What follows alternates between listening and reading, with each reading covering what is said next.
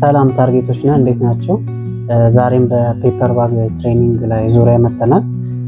አንድ ሰው ጠይቆኝ ነበር እና ኦንላይን ፔፐር ባግ ስልጠና ብቻ ስለወሰደ መጀመር እንችላለን ወይ ብሎኝ ነበር እና በእኔ ኤክስፒሪየንስ 2 ዓመት ኤክስፒሪየንስ አለን እና በጣም ብዙ ልምድ አለን እስካሁን ድረስ።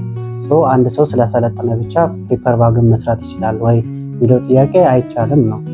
ግዴታ እውቀት ያስፈልጋል፣ ኖሌጅ ያስፈልገዋል። አንድ ሰው ባግን ስለሰለጠነ ብቻ መስራት አይችልም። መጀመሪያ ቲዮሪ መውሰድ አለበት። ስለ ፔፐሮቹ ታይፖች ማወቅ አለበት። ስለ አክሰሰሪ ማቴሪያሎች ማወቅ አለበት። ያዋጣል ያዋጣ የሚለውን የገበያ ሁኔታውን በደንብ ከሚያክሰው መጀመሪያ ኤክስፒሪየንሱን ሼር ማድረግ አለበት ማለት ነው። ስለዚህ እኛም ሰልጣኞቻችን መጀመሪያ ሲመጡ የምናደርገው የመጀመሪያው ነገር መጀመሪያ ቲዮሪ ነው የምንሰጠው። የተጻፈ መጽሐፍ ኦልሬዲ እስካሁን የሄድንበት ፕሮሰስ ስላለ ኦልሬዲ ጽፈን አስቀምጠናል። ቲዮሪ እንሰጣቸዋለን። 5 አስፈላጊ የሚባሉ ኤሌመንቶች አሉ አንድ ሰው ፔፐር ባግን ለመጀመር ወይ ቦክሶችንም ለመስራት ሲያስብ ማለት ነው። ስለዚህ 5ቱን ፖይንቶች በደንብ ካወቀ በኋላ ነው ለፕራክቲስ የሚሄደው።